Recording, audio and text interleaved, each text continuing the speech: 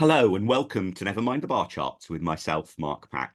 Now, this edition is going to be a double helping of goodness, as I have not one, but two guests on, co-authors of a fascinating new book on British politics called The Changing Electoral Map of England and Wales. The two authors, one of them is previous podcast guest Will Jennings, and the other is debutant Jamie Furlong. So welcome, Jamie. Welcome, Will. Thank you. Now, let's start with a very obvious pair of questions, which is there are lots of books about British elections and electoral history and so on already. And you wrote a book that you would have finished writing before the general election, but then came out after the general election, which I think counts as brave. So why this book? Why now? Yeah, I think I can start on that. The timing of it, actually, just as a sort of anecdote, was almost out of our control. We did plan for this to be out some weeks prior to a general election, and then obviously when the election got called, that sort of scuppered some of those plans. So we sort of rushed it out as quickly as we can. I think why now, in the sort of broader sense, is that there hasn't really been a kind of in-depth summary of the changing electoral geography of Great Britain or England and Wales since, Ron Johnston and Charles Patty published their book in 2006, putting voters in their place. And most of the existing geographical analysis since then has been restricted by things like boundary changes. So we've seen a lot of work that looks at, say, periods like 2005 to 2017, and we had ways of overcoming that. So we really wanted to show the kind of long-term trends in changing electoral geography and kind of provide an update to a lot of the work that, great work that people like Ron Johnston and Charles Patty did, which I think sort of fits in with one of the key ideas of the book that, while there might be fluctuations and accelerations and decelerations at particular elections and particular trends, for example, because of Brexit, there are actually much longer term processes at play. And, a lot of attention was given particularly in 2019, to the kind of shock election as a result of Brexit. And obviously there's some excellent work on that that's shown the impact that Brexit had on that particular election in terms of, the collapse of the Red Wall, for example.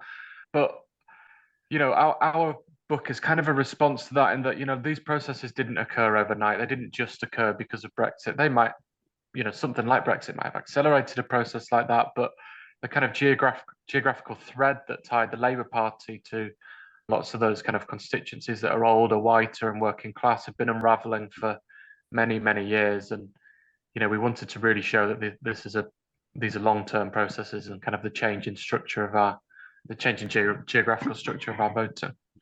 And in a way, it struck me as almost a companion book alongside Brexit Land by Rob and Maria, which both of whom have been on this podcast before talking about that book. It was such a good book. I had both authors on separately, so you'll have to see how well I rate this book over time, whether I get you back on as well to match that. But because in a way, their case is a similar one about long-term trends in British politics, and that Brexit doesn't come out of nowhere, or doesn't come out of just the high politics of the Tory party and so on. But they very much are talking about things like the proportion of university graduates and how that's changed in the population over the years, whilst your book is much more about, say, how Liverpool has changed. And it feels like, in a way, that the two books are two different ways of telling the story about the long-term trends. And certainly it didn't feel like either of them really contradicts the other, that in a sense you're telling, each of you is filling out the other story. But is that how you see, Will, sort of, what you and Jamie have written? Does it sort of sit alongside that Rob and Maria analysis, or do you have actually some different takes from them? No, I mean, I think there's a huge amount of overlap, and obviously I've written with Rob over the years, and I think, what Jamie and I are interested in, and I think feel very strongly, is that geography really matters and place matters, and the geographical expression of the trends that Rob and Maria talk about, sort of expansion of the graduate class, decline of the working class, growth of kind of ethnic minorities as a percentage of the population. And I think for Jamie and I think the real interest is then, where does that occur and how does that influence the structure of electoral competition? And I think for those of us who've just gone through an election, we actually encounter and think about elections, especially election time, at the level of place. The results come in from a particular constituency, and we have to interpret that because we don't have the individual level data on election night. And so I think what Jamie and I try and do, and I think is there in Rob Maria's work as well, is try and understand how those demographic trends are changing the nature of particular places and how that's altering how competitive the parties are. And I think that's a really strong part of what we do in particular, is actually say demographic change isn't some sort of exogenous thing that happens completely separate of politics. Actually, if you look at a lot of the really significant shifts that we've seen in demography and socioeconomics over the last 50, 100 years, they're all interlinked with political choices, right? The governments come in and do things with higher education, with industry. And I think what we try and do is really just sort of, and I think that sort of sets our electoral geography apart even, is that we care about the policies and the sort of the structural changes that are driving those changes at the level of place, and why it becomes increasingly difficult for a party to compete in a particular place versus another. And I think that's, that's why I think the books are great companions, but they do have sort of distinct messages as well. And in terms of what you both mean by geography, if I understand it correctly, it's more than just the, as it were, statistical tallying of a place. So that if you were to take a, let's say, relatively affluent street in Merseyside and a street with, as far as it were, the census sees it, almost identical characteristics in, let's say, Surrey, in terms of average age, average affluence, level of people in work, etc., that nonetheless, above and beyond that, there is some other difference that means the voting behaviour in the Surrey street will be different from the voting behaviour in the Merseyside street. I see you nodding vigorously, Jamie. So what is it that makes those, what is the other thing that's at play there that makes those otherwise very similar places behave so differently? Yeah, I think that was one thing that we tried to understand in the book was, why can't we explain through demographics or socioeconomic characteristics the results in some places of the country, but we can in others?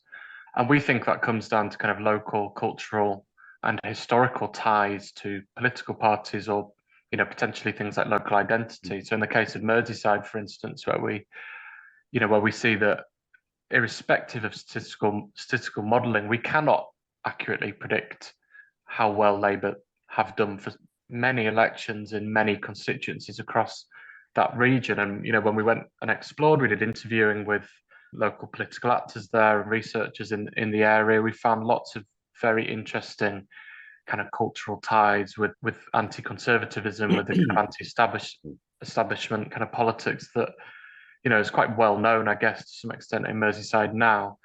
But yeah, I mean, it's quite interesting. You get places like Seth, the constituency north of Liverpool. I've spent quite a bit of time in the constituency as part of writing this book, and it's extremely wealthy. You've got CCTV cameras, you've got electric gates outside people's houses, you've got lots of private schools. The area feels, it's almost remarkable that place could be a Labour constituency, particularly prior to 2024. If you move that constituency somewhere into Surrey, which to be honest, it feels more like somewhere in Surrey, it would be Conservative stronghold, or at least it would be the Liberal Democrats in second place, and Labour would be nowhere near it. So yeah, I mean, then the question is, what are the reasons? Why do people in these places behave so differently to produce such different outcomes? And that's complicated, but yeah, I mean, we sort of explore the kind of local cultural factors behind that. And in that sense, geography isn't just about space and kind of spatial analysis, but it's also about place, and what, place being the kind of ties between people and, where they live and how they change over time. And I mean, in some respects, I guess Merseyside and Liverpool in particular is somewhat of an outlier in terms of having a very distinctive political, especially anti-conservative culture. And at the time of recording, it's only a couple of days after a venue in Liverpool has cancelled an event featuring the publisher of the memoirs of a police officer who was involved in the Hillsborough disaster. And I think it's just really striking that the Hillsborough disaster was, in one sense, a unique, horrific event. There are other unique, horrific events that have happened around the country at different times and places, as well. But I think Merseyside is really the only place where clearly for the people involved in the decision to cancel the event, there feels like a very sort of direct and raw emotional connection. But also it is quite a few steps. It's not like it was an event at which the police officer in charge on the day, of the Hillbrook. Yeah. It's quite a few steps through. And if you were to tell me that story without telling me about which city it'd been or which tragedy it would be, I would have been able to guess. I think certainly my second guess, if not my first guess. And so in a way, I think Liverpool is perhaps slightly the outlier. But the argument in your book, isn't it, Will, is that actually it may be a little bit of an outlier and may make for a great case study, but actually that's true across all sorts of other communities across the country as well, isn't it? Yeah, and I think Merseyside is an example that we all know as having a very, very distinct political identity. And as you know, I think there's lots of reasons about kind of Merseyside as an area that is distinctive. It's well known. The kind of cultural and sporting kind of symbolism around the place is really significant. But yeah, there are other places, and I think what's interesting, and we show in the book, is that there is a conservative equivalent of Merseyside, which is Lincolnshire, right? And again, it's interesting from one level. I think that we found is actually that no one talks about the equivalent of like Merseyside. Like Lincolnshire just votes more it is a pretty conservative area anyway, but it votes more conservatively than would be predicted about demographics. And I think there are areas of the country that do sort of diverge from national trends. And I think the east of England is a fascinating region. And I think in the book we try to get to grips with that. I don't think we fully explain it. I think there's work, there's much more work to be done there about why is the east of England got this very distinct politics that if you look to sort of the west coast in various parts, there is something distinctive there. And it is just, because you've seen obviously it's not just the east of England and kind of Lincolnshire and the Conservatives, but actually if you kind of get down the coast as to where UKIP were strong and Reform have been strong, there are other strongholds about what it is about the politics of a particular region that actually, as Jamie said, if you kind of put the same demographic sort of mix of people in different part of the country, they behave differently. And I think that is for us, Jamie's a real geographer. I'm a sort of bit of an imposter. I wasn't, I think until about 2016, I wasn't really very interested in geography. I was more of a political science time series person, but I got fascinated because it's become so obvious to us. I think traditionally we understood political divides in England and Wales, particularly as north-south divide. That was the story. Probably historically before that there were other sorts of kind of urban-rural cleavage and so forth. But now it just feels there are just different. There are one doesn't want to overstate it, but there are parts of the country that have just got distinct political identities and sort of social identities, and there are things there, that actually just can't be explained by, very kind of, simpler, statistical models, and that, we need to get to grips with it. Yeah. And I wonder to what extent that's about individuals. And I mean, this may be a very sort of Lib Dem type perspective, but certainly when I look at a political map and you see those particular geographic patterns, at least to Lib Dem eyes, often a big part of the answer is about individuals. So if you take, say, Worthing on the south coast, which is a really interesting area of Labour success in recent years, you roll the clock back to the 1990s. Ada was one of the sort of standout areas of Lib Dem local government success and pioneering with their policies in various ways. All sorts of disasters then befell the Lib Dems in that bit of the world, way before coalition or anything like that. Some quite severe falling outs amongst key personalities and so on. Lib Dems is a bit, and in a way, if you want to now tell the story about, why is it that Labour is successful in Worthing much more so than the Liberal Democrats, it feels like the story of the personalities in the 1990s is a big part of it. Or if you want to much more recently, I did a little talk at an event for the local election centre in Exeter University, and I just showed a graph of proportion of councillors for each party in Barnsley and in Preston. And in both cases, you see a sudden Lib Dem takeoff. And my point is that, to my eyes, that's John getting stuck in Preston and Hannah getting stuck in Barnsley. And there isn't, you can really see the impact. And obviously there are campaigners from other parties as well. But I think probably for smaller parties, it is, that is often, the biggest, a much bigger factor as to where success sort of rolls. And so I do wonder to what extent is geography really about individual people. I mean, I guess your Lincolnshire example would be a good counterexample of that. That isn't really about one inspirational Tory figure, dominating politics across the county. But how much of your story do you think is individuals in another guise, Jamie?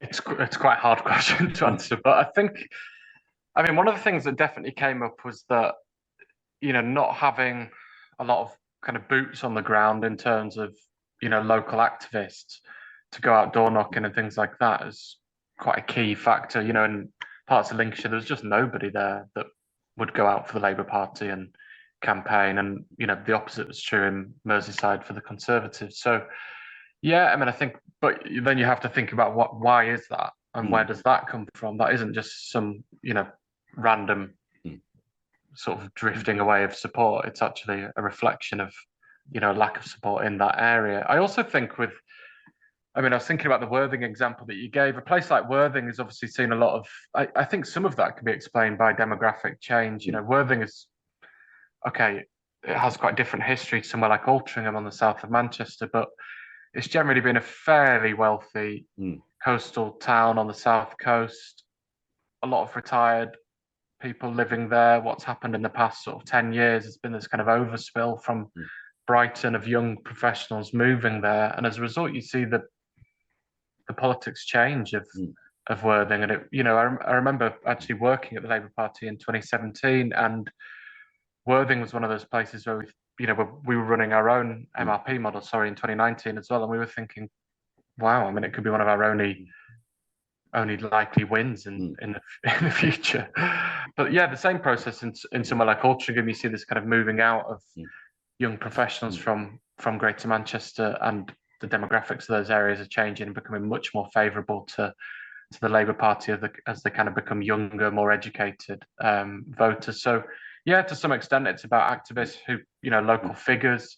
I mean, another example in 2024 of the kind of importance of local MPs is the constituency in Yorkshire, Keighley and Ilkley, which every single MRP model had it going Labour and it stayed Conservative. And, if you look at that constituency, it's fairly ethnically diverse in Keighley. Ilkley's quite wealthy, but the predictions were, very clear.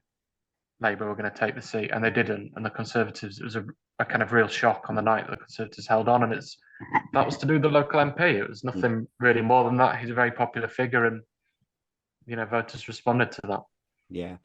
I guess coming back to the Worthing example, the demographic change probably explains why the area has become less conservative, but it feels like there is a story for relative success or not of individual party activists in terms of why it has then became Labour rather than Liberal Democrat. That had that huge falling out in the past not happened, and there had been a bit of a Lib Dem council group that had hung on, of a larger size and so on, that maybe it would have become an Eastbourne rather than a relatively rare example of sort of Labour success in that bit of the country. But I guess the flip side is that if you look at the seats where the Lib Dems did most surprisingly well compared to, say, previous local government success, or how many visits Ed Davey had given them, which is a nice, safe public indicator of how much hope the party had of winning in them, they are all geographically very much clustered around places where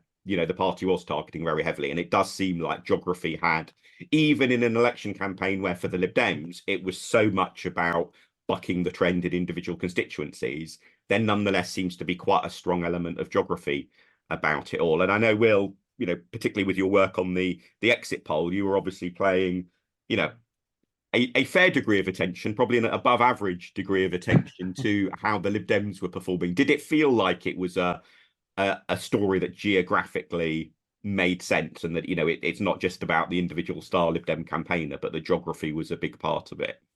Yeah, well, it's interesting how you frame it, right? Because I think, and I guess from your perspective and sort of the party, sort of individuals play really key roles. I mean, I think the sort of a midpoint, right, of here that I think Jamie and I obviously, we're very focused on the sort of demographic and the socioeconomic drivers of the vote. I mean, you're talking about individual campaigners, and Jamie talks about MPs. I mean, there is also the question of party organisation, right, which I think can be at a higher level, right? And I think this is where geography and parties interact, right? That actually, you know, the Lib Dems as a sort of organisation are very good at working out a sort of where to go. And I think political parties generally are quite good. I think they're not always good. I think 2017 was a interesting example of the Conservatives where, you know, and I think this is a point of the book, is actually you can put all your pieces on the chessboard in a particular place, but if you misread the electoral tide, you just suddenly find that you put all your activists in the wrong place. And I think that's one of the interesting features of Labour's performance in 2024, was that they seem to get their activists all in completely the right place. I'm misremembering an anecdote I had someone tell me recently, but basically it was about, you know, activists being sent to a constituency that was won by a tiny, you know, a majority, and that sort of suggests that actually the Labour Party in 2024 got its strategy absolutely right. And I think you could say that what happens with the Lib Dems is actually, aside from the personal vote and personal activist base, that parties are able to mobilize around geography and know where their support is. And just sort of, I think, but where parties are interesting in sort of structural terms, and I think this comes out in where the areas that we found Labour overperformed demography in 1979, that's where the book starts, was in the sort of coalfields areas, right, in South Wales and in Yorkshire particularly. And, you know, again, I think people often talk about the coalfields, but actually if you understand, and this is why someone is interested in political geography, it's really key that communities and kind of those industries had social institutions attached to them. And I think we forget this. And I think actually we forget how individualized as a society we've become. And that's actually where parties play an increasing role. But actually in those communities, the Labour Party and sort of the attached social institutions were all bonded together that raised that Labour vote above what it should have been based on demographics. And I think that's what we're always trying to pull apart in the book and try to understand. I think those of us who study elections want to understand. It's like, why are the Lib Dems, for example, and we shamefully really neglect the Lib Dems in the book, I think. So that's probably for the next version. But, you know, I think it is, why is it that the Lib Dems, Labour or the Conservatives are able to get in a particular region and really overperform the demographics when they really shouldn't, you know, in the wider scheme of things, really be performing particularly well in places? And I think when you do get to the second edition with the extra Lib Dem chapter, the Southwest will be fascinating in that respect because of the far Southwest, as it were, or the deep Southwest, you know, where Brexit did pretty well in the referendum, and yet quite a number of Lib Dem seat gains this time. The sort of the nearer to London element of the Southwest actually is often forgotten just how strong support for Remain was in that. So in that sense, it's maybe less surprising the Lib Dem progress there. But let's come back to your point about Labour's overperformance in areas in 1979. In a way, the flip side of that is Conservative underperformance in areas.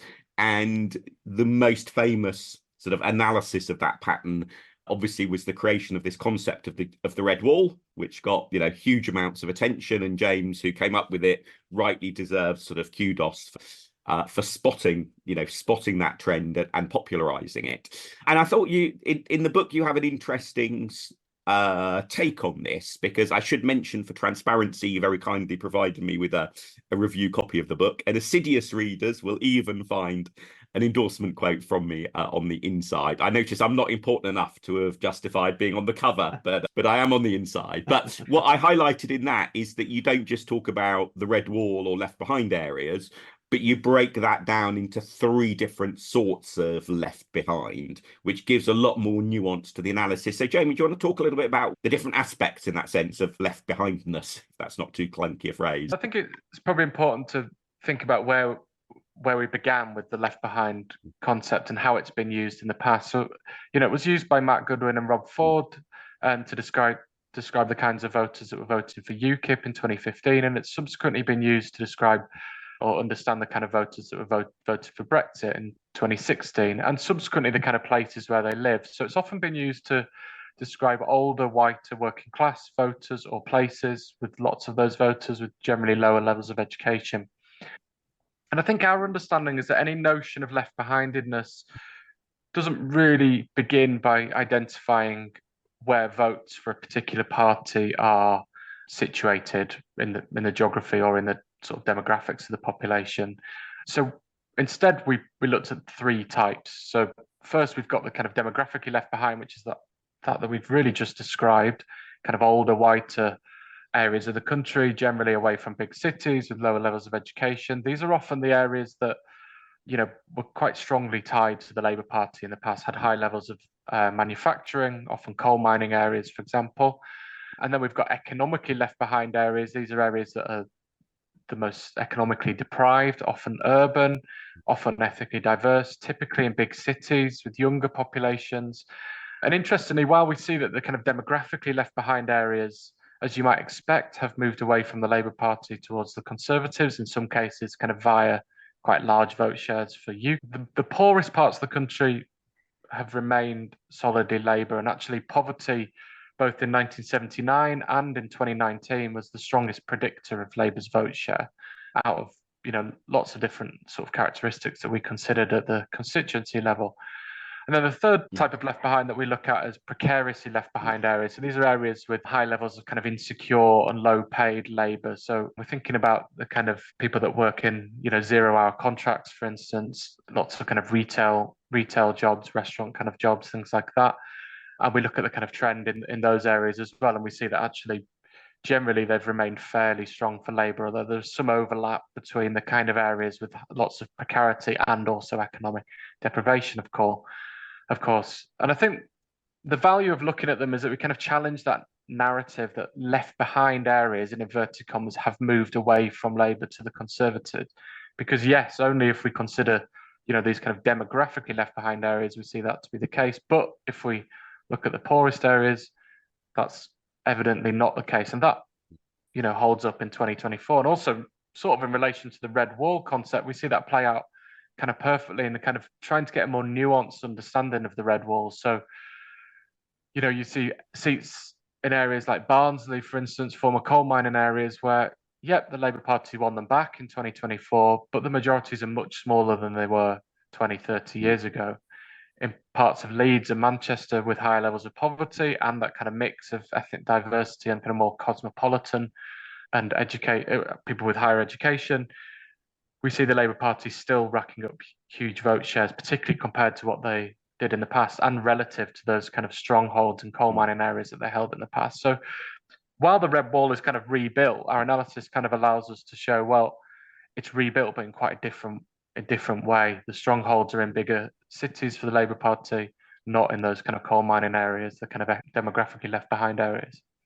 And I think that way of thinking about left behind areas, I think helps, doesn't it, almost resolve one of the initial debates there was in the aftermath of the Brexit referendum, was this point about, was the Brexit vote driven by left behind areas with an implication of being economically left behind, which is sort of what you get from maybe looking at a map of the results. But then if you look at the individual polling data, actually people who voted Brexit often were economically relatively well off and secure. And it's that combination of somebody who is sufficiently old that they have quite high chances of owning their home outright. So they were able to get a mortgage, in the as we now look back on it, golden age of becoming homeowners, now own their home outright, are older, on average often less educated because they're older and of the change in educational patterns over the generations, and in a demographically left behind area. And depending on how you look at it, you can either look at them as it were as left behind, or you can look at them as actually being really well off and actually quite secure.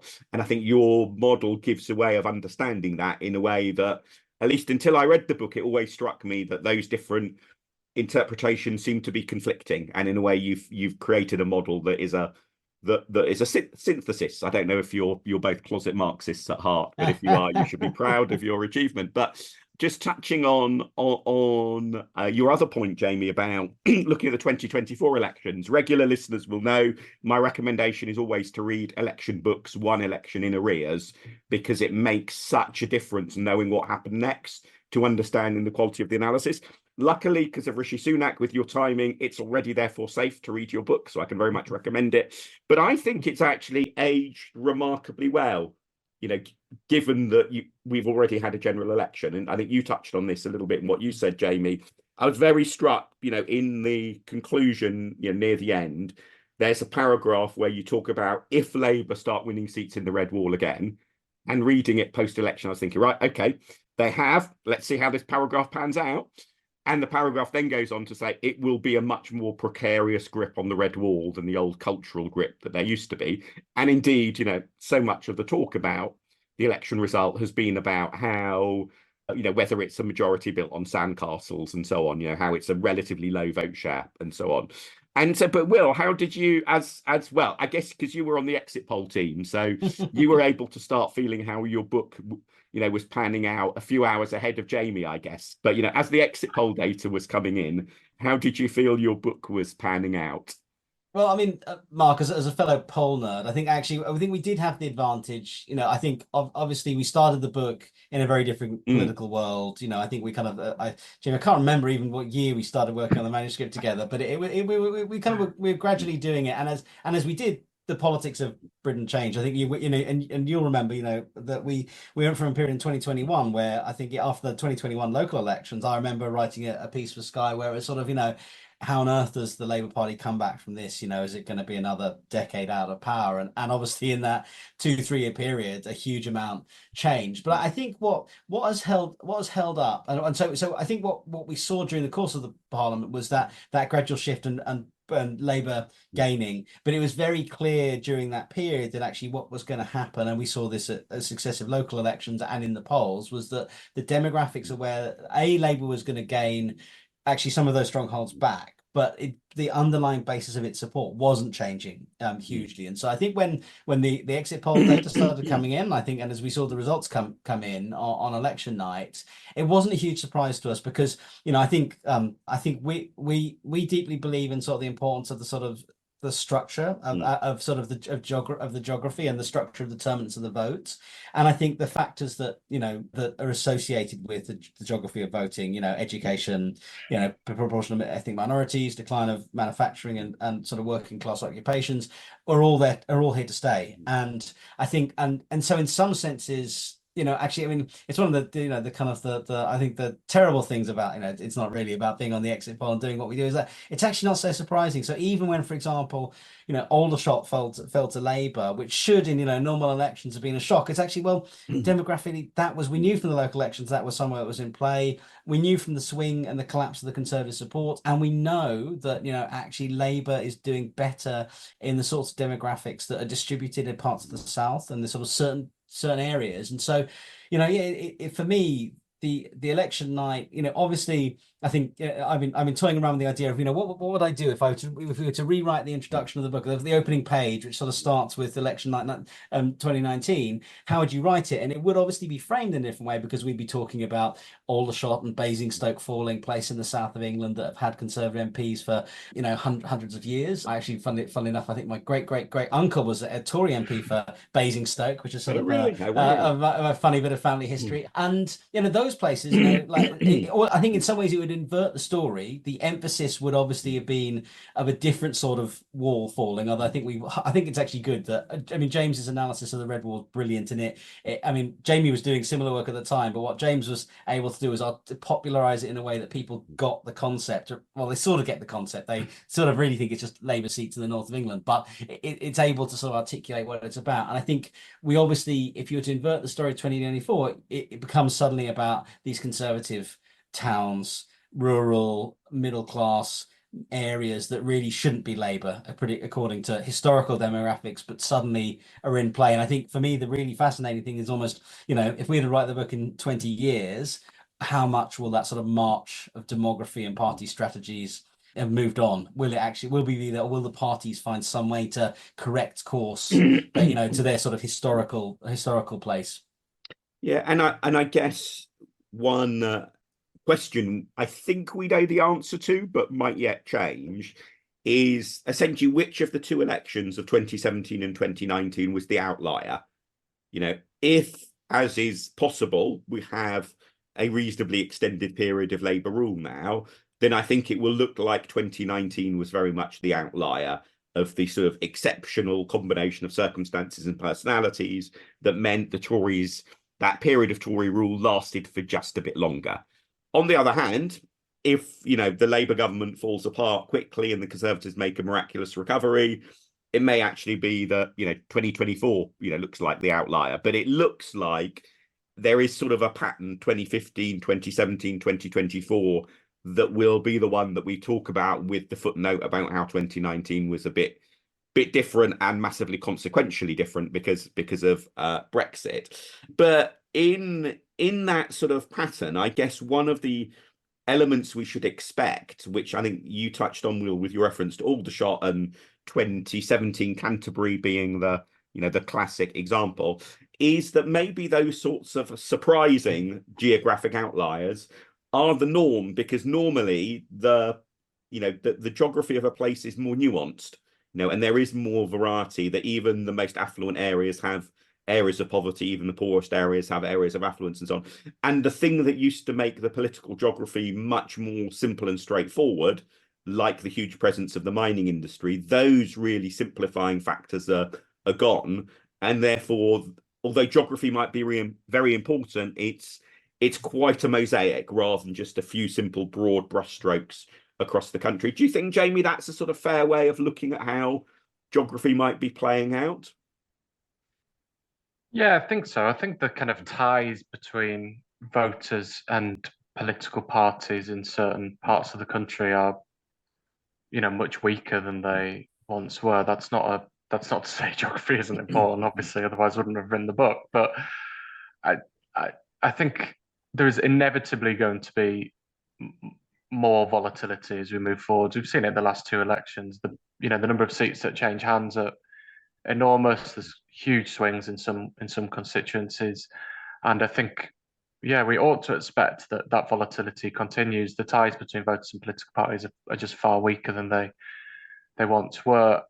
I don't think that means that it's necessarily harder to predict the relationships between characteristics of places and voting, or sort of do the analysis of that. And in that respect, to sort of answer your previous question, 2024 actually looks a bit more like 2017 than it does 2019 in terms of, the correlations between certain characteristics of places and voting outcomes, which, does suggest that 2019 maybe is a slight outlier, possibly due to the kind of overreach of the Conservatives in certain parts of the country where we wouldn't necessarily expect. But yeah, going forward, that mosaic, I think, it's going to be hugely challenging to predict results at the constituency level. I'd say that there's, me and Will are already doing some analysis looking at the most marginal Labour seats, and there's so many of them, for one, that potentially could change hands at the next election. But that doesn't mean that the geographical structure underneath it all changes substantially, even if there are these kind of,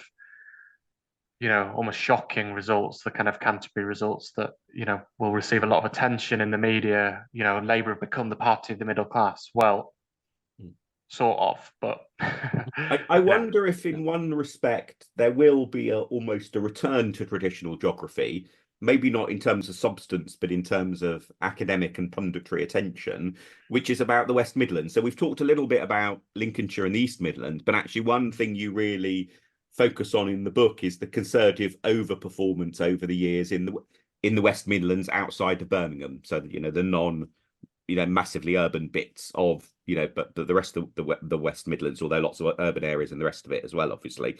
And I think that's quite striking, that even in 2024, where the Tories have had, well, first in the local and mayor and so on elections, and then the general election, two really bad rounds of elections. After all, they actually finished third in seat numbers in the May elections, and then obviously the historic scale of their defeat in the general election. That it does seem like there is something about Tory resilience in the West Midlands. I've also seen a graph, which unfortunately I couldn't track down before this recording, but about showing where, as it were, the geographic centre is of all of the Conservative constituencies, and how that is sort of migrating steadily towards the Midlands. That although the traditional concept of the Tory heartlands is probably something like home counties, actually now it's maybe the Midlands. And indeed perhaps it has been, but we've just collectively all not, there hasn't yet been a red wall type phrase and concept to grab everyone's attention. Should we all become Midland obsessives, in other words, Will? Well, I think there's a few really important points here. I think the Midlands actually, again, and I think this is just true of any of us who are interested in electoral geography, is I don't think it receives enough attention, Mm. right, as a sort of an area of political significance. Actually, you know, I know you could say we took the easy route out in the book and looked at Merseyside, which has got very clear explanations and the sort of a lot of analysis and commentary about why Merseyside's different. I think the West Midlands in particular is interesting because it has actually that persistence, and I think that's a really important part of the book, is actually showing that these areas of over and underperformance can vary, but they can also persist in quite significant ways. And I think West Midlands is interesting because I think, you know, my sense, and I don't think, because it's not one of our case studies in the book, we don't get into the huge amount of detail in terms of sort of the follow-up analysis of what about the place matters. But my sense, obviously, of recent results is the importance of leaders and party organisation. So Andy Street and sort of his role in the West Midlands has been really important in terms of sort of about why maybe he, despite losing, and again, I think this is the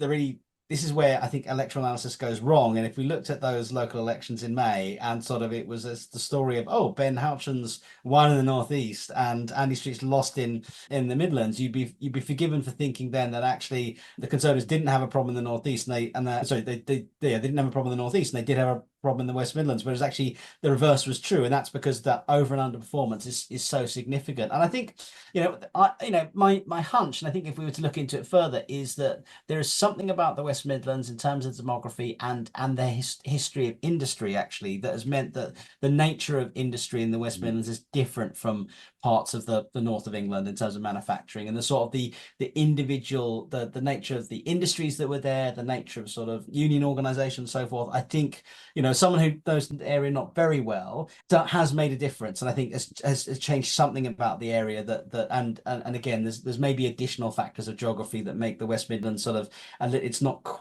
had quite the sort of migration flows through that the places like Merseyside or Manchester have, of sort of the major cities. And I think so there's something there, and I don't think we certainly don't explain it all in the book, but there is something that is really important, and it's just easily overlooked. And actually, again, if you think about where New Labour in 1997 and Tony Blair did quite well in the West Midlands and had some very big majorities there, again, it's very easy just to completely ignore these long-term trends of parties getting stronger or weaker in places because, oh, well, you know, you've got this crushing national victory. Well, it doesn't matter what's happening in a particular place. And I think that's where parties fall foul of this, right? That actually they take places for granted because they're racking up huge constituencies and places, even as the demographics just sort of I think somewhere in the book, sort of the steady march of demographics is not that from election to election you have a kind of it's a sort of critical result, but over the extended course of 20-30 years, suddenly what you thought was a stronghold suddenly becomes a real sort of, you know, marginal at best.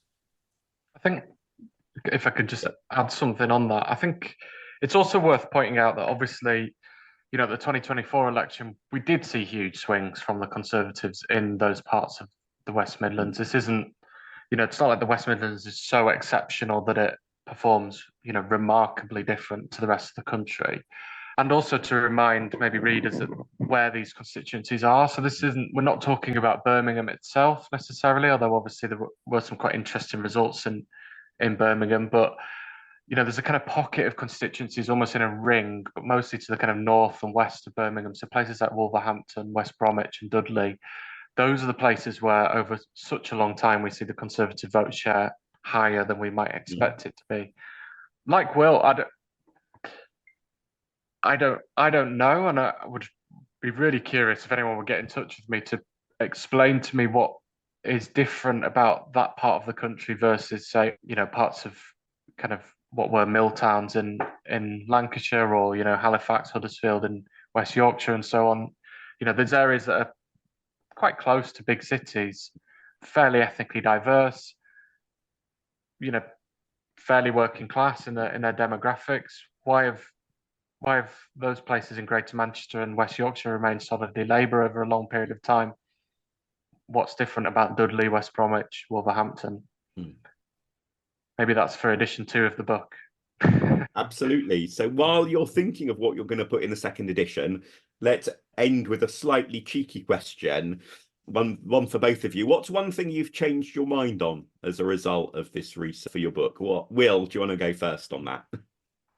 Well, I mean, I don't want to sound like these people who just doesn't change their mind, but I mean, on one level, I think it's been, you know, the work started, for Jamie and I both, and we, in some ways, our research interests sort of coalesced, actually. Jamie had a particular interest and sort of left behind us. I was actually always interested in the cosmopolitan city sort of angle right back from 2015-16 as with the rise of UKIP. And so what has changed? Well, I think my awareness and understanding of those traditional conservative middle class rural market town seats coming under threat, I think has become, it's something I've learned about and I've become increasingly interested in, because I think, it's easy to focus on. I think we all started with this focus on left behind areas and the sort of the easy stereotypes you have of, northern working class towns. But for me, I think the really important development is actually what is changing across the other very large parts of the country. And I think those rural areas are really interesting. And we saw obviously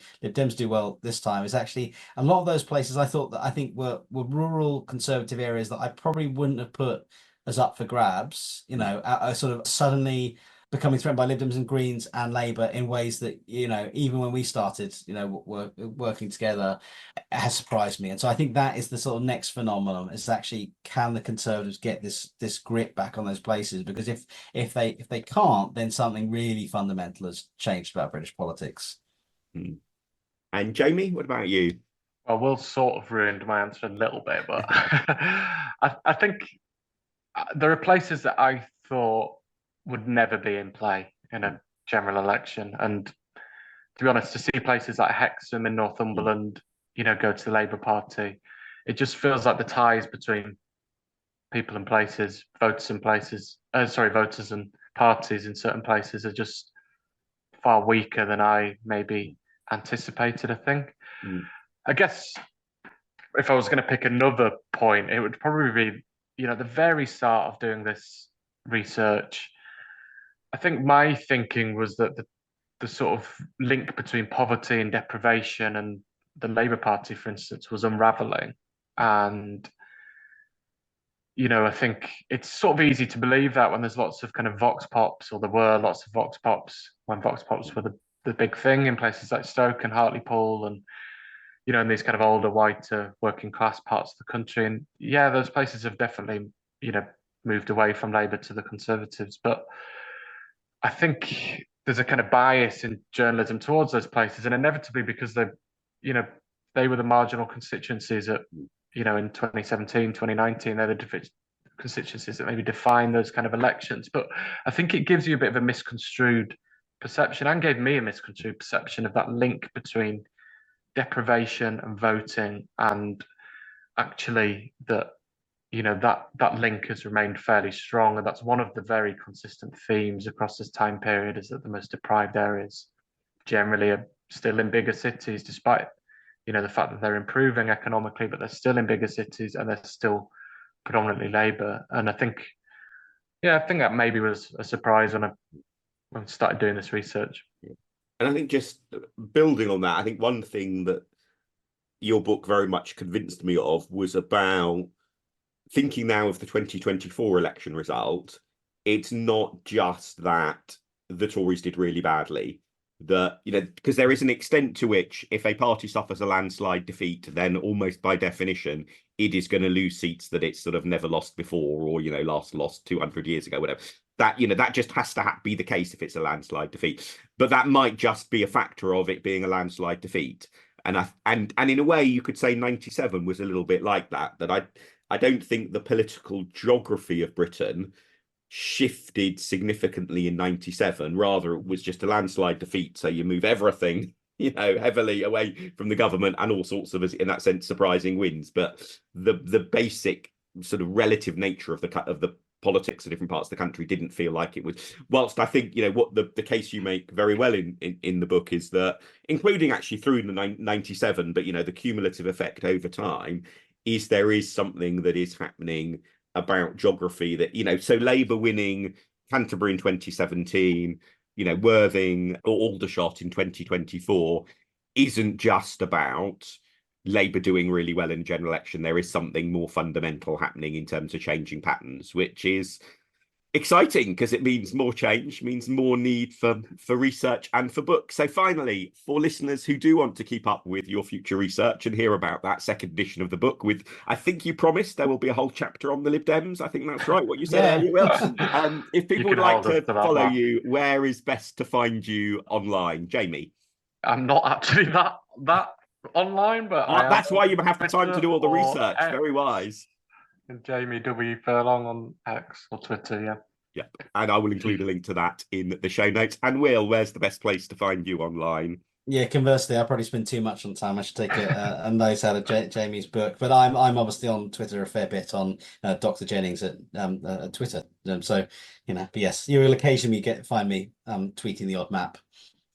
Just occasionally. Brilliant. So many produced by Jamie. Yeah. Actually, I should say, top tip on election night or the day after an election, whether it's local elections or general elections, Will is really well worth following on social media, because you were often one of the first people to be producing the graphs and the bits of statistical analysis that are about the patterns beyond the simple election results reporting.